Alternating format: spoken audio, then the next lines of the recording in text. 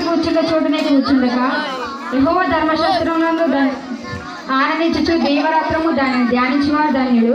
అతను నీటి కాలువల ఏరం నాటిబడినదై ఆకు వాడక తన కాలమందు ఫలమొచ్చి చెట్టువాయి అతను చేయనంతది సఫలమగును.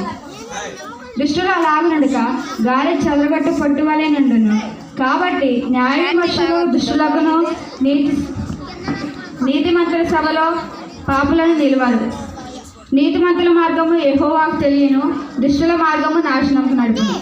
కీర్తనలు 23వ అధ్యాయం. యెహోవా నా కాపరి, నాకు లేమి కలగదు. పచ్చిక గల చోట్ల ఆయన నన్ను పరుండజేయుచున్నాడు. శాంతికరమైన జలముల యొద్ద నన్ను నడిపించుచున్నాడు.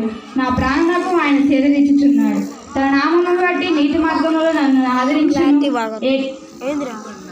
గాఢంధకారపు లోయలో నేను సంచరించినను, ఏ అపాయం నాకు భయపడను.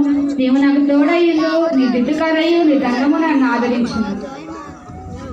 నా శత్రువుల ఎదుట నీవు నాకు భోజనము సిద్ధపరచగలవు. నా తల అంటి ఉన్నది, నా కింద నిండు పొల్లుచున్నది. నేను బ్రతుకు దినములను కృతాక్షేమము నా వెంట వచ్చును. చిరకాలము నీ మందిరము నేను సేవ చేస్తాను. 100వ అధ్యాయం. సమస్త దేశములారా యెహోవాకు ఉత్సాహగానం చేయి, సంతోషంతో యెహోవాను సేవించుడి. ఉత్సాహగానం చేయొచ్చు ఆయన సన్నిధికి రండి. యెహోవాయే దేవుడని తెలుసుకోండి.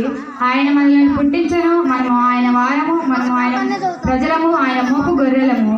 కృతజ్ఞతార్పణలు చెల్లించుచు ఆయన గుమ్మములను ప్రవేశించుడి. కీర్తనలు పాడుచు ఆయన ఆవరణములను ప్రవేశించుడి. ఆయనను స్తుతించుడి, ఆయన నామము కనపరచుడి. యెహోవాయే దయాళుడు, ఆయన కృప నిత్యముండును, ఆయన సత్యము తరతరములుండును.